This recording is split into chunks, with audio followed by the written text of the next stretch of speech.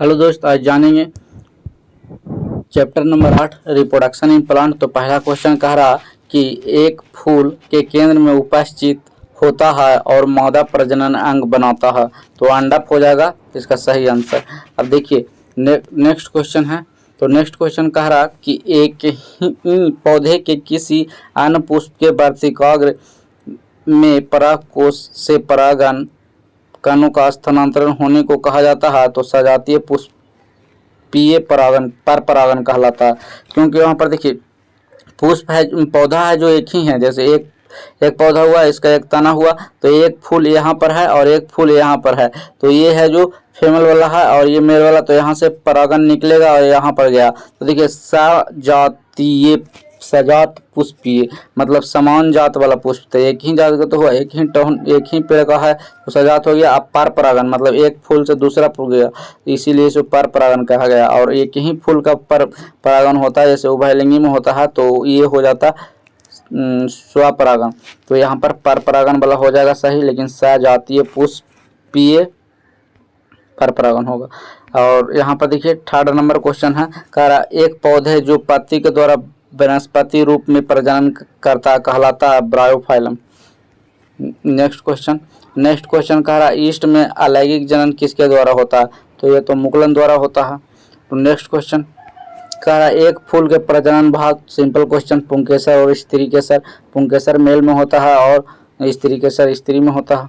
और next question कह रहा निम्नलिखित में से पौधे का कौन सा समूह अलैंगिक प्रजनन करता है, तो इसमें कौन है जो मतलब अलैंगिक प्रजनन का समूह है जो पूछ रहा।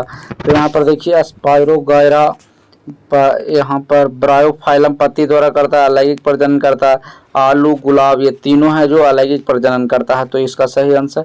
और यहाँ पर बाकी सब गलत ऑप्शन है, ये सही हो जाएगा।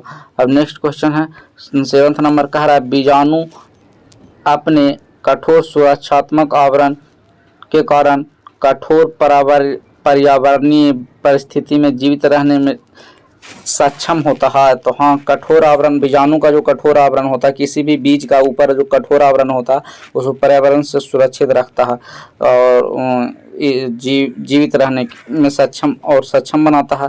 और नीचे कह रहा है दूसरा कथन कह रहा है शैवाल बीजाणुओं के माध्यम से अलैंगिक जनन करते हैं, तो शैवाल बीजाणुओं के माध्यम से अलैंगिक जनन करते हैं। तो पूरा शैवाल है जो अलैंगिक जनन नहीं करता, कुछ शैवाल है जो अलैंगिक जनन करता है, तो इसका सही आंसर सिर्फ हो जाएगा एक सही है और दूसरा गलत है।